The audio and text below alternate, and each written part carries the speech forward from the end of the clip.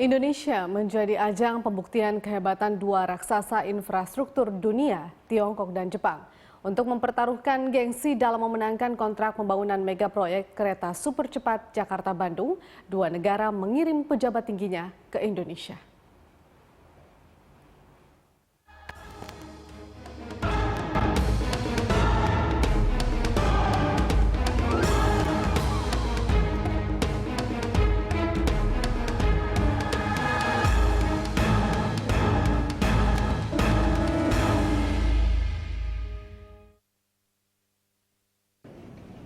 Tiongkok dan Jepang kian sengit memikat hati pemerintah untuk mendapatkan persetujuan investasi mega proyek kereta cepat Jakarta-Bandung.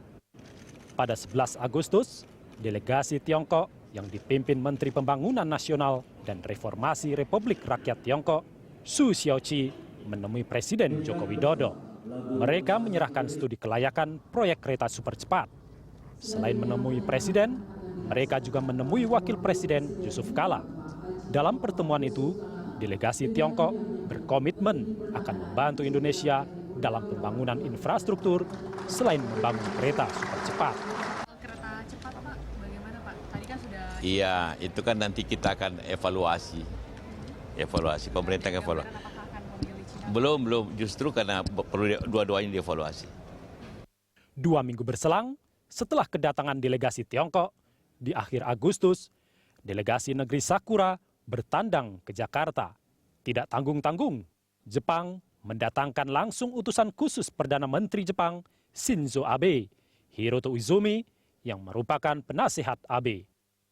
Menurut Hiroto, pertemuannya dengan Presiden Joko Widodo kali ini membahas 3 hal penting, yaitu kerjasama maritim, ketidakstabilan nilai tukar, serta mega proyek kereta api cepat yang masih dalam proses penilaian konsultan independen. Terkait kereta api cepat, Hiroto menjanjikan akan memberi keleluasaan kepada Indonesia mengoperasikan kereta api cepat apabila dipercaya menjadi pemenang mega proyek tersebut. 方が運行する、そしてインドネシアのためになる高速鉄道の整備に日本として全面的に協力したいと、こういった話をいたしました。 Hiroto mengakui persaingan dengan Tiongkok begitu ketat dalam memperebutkan proyek kereta api cepat. Meski demikian, Jepang akan menerima apapun keputusan yang diambil Indonesia. Dalam kunjungan kali ini, Hiroto didampingi sejumlah delegasi yang berasal dari Japan International Cooperation Agency, JICA, serta Japan Bank for International Cooperation, JBIC. Dua negara memang memberikan penawaran yang memikat dan sulit ditolak oleh Indonesia. Karena selain menawarkan infrastruktur kereta cepat, baik Tiongkok maupun Jepang juga menawarkan bantuan pembangunan infrastruktur lainnya. Untuk itu, pemerintah akan membentuk tim penilai internasional untuk membandingkan proposal Tiongkok dan Jepang dalam proyek pembangunan kereta cepat Jakarta-Bandung. Hingga kini, pemerintah belum menentukan pemenang proyek tersebut.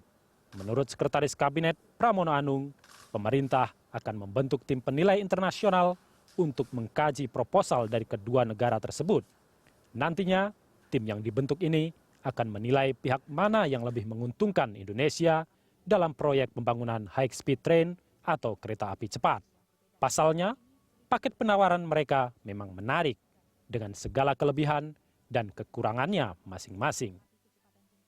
Jadi untuk high-speed trains yang akan dibentuk terlebih dahulu adalah adanya tim penilai internasional yang atau lebih tepatnya pihak yang memang berkompeten untuk memberikan penilaian terhadap itu tentunya adalah internasional untuk melihat membandingkan dua proposal baik dari Jepang maupun dari China, siapa yang kemudian memberikan benefit sebesar-besarnya bagi rakyat Indonesia. Pembentukan tim ini nantinya diharapkan memberikan rekomendasi yang objektif. Dengan demikian, Indonesia dapat memilih yang terbaik. Rakyat Indonesia untuk sementara harus melupakan kereta cepat Jakarta-Bandung. Pasalnya Menteri Koordinator Bidang Perekonomian Darmin Nasution yang memimpin tim penilai kereta cepat Jakarta-Bandung dan konsultan independen menyampaikan bahwa Presiden Joko Widodo memutuskan menolak proposal Jepang dan Tiongkok karena membebani APBN. Apa yang menjadi pertimbangan Presiden untuk mengkaji ulang proyek tersebut? Simak liputannya. Presiden Joko Widodo akhirnya meminta mega proyek kereta cepat dikaji ulang. Menurut Menteri Koordinator Bidang Perekonomian Darmin Nasution yang memimpin tim penilai kereta cepat Jakarta-Bandung dan konsultan independen, Presiden Joko Widodo memutuskan menolak proposal Jepang dan Tiongkok karena membebani APBN. Keputusan ini diambil sangat cepat dengan pertimbangan yang matang. Pertimbangan lainnya, jarak Jakarta-Bandung kurang lebih 200 km. Artinya kereta super cepat tidak akan pernah bisa mencapai kecepatan tertingginya 350 km per jam. Menurut Darmin, untuk mencapai kecepatan maksimalnya, kereta cepat butuh waktu 14 menit. Alhasil, dengan jumlah stasiun sebanyak 5 hingga 8 unit, maka kereta cepat Jakarta-Bandung harus berhenti sebelum 14 menit.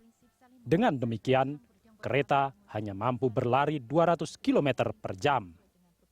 Tadi setelah dilaporkan oleh tim penilai kepada Bapak Presiden, ya, baik hasil asesmen dari konsultan maupun hasil evaluasi dari tim penilai, ya, setelah tanya jawab dan mengklarifikasi dan seterusnya. Itu hal pertama yang diputuskan oleh Bapak Presiden adalah apapun juga pembangunan kereta api ini tidak boleh membebani APBN, ya, langsung atau tidak langsung. Pertimbangan inilah yang menurut Darmin membuat Presiden Joko Widodo menolak proposal Jepang dan Tiongkok dan mengalihkan perhatian kepada kereta dengan kecepatan menengah antara 200 sampai 250 km per jam. Dengan kecepatan yang nyaris sama, investasi yang dibutuhkan lebih murah 30 sampai 40%. Selain itu, Darmin juga menggarisbawahi proposal kereta cepat Jepang dan Tiongkok tidak menjelaskan dengan detail menyangkut standar pemeliharaan kereta, standar servis, dan lainnya. Sementara itu, Menteri Perhubungan Ignatius Jonan menegaskan pentingnya standar keselamatan penumpang dalam sistem pelayanan jasa transportasi di tanah air. Jonan mengaku tidak peduli dengan nilai investasi proyek kereta cepat yang ditawarkan Tiongkok dan Jepang.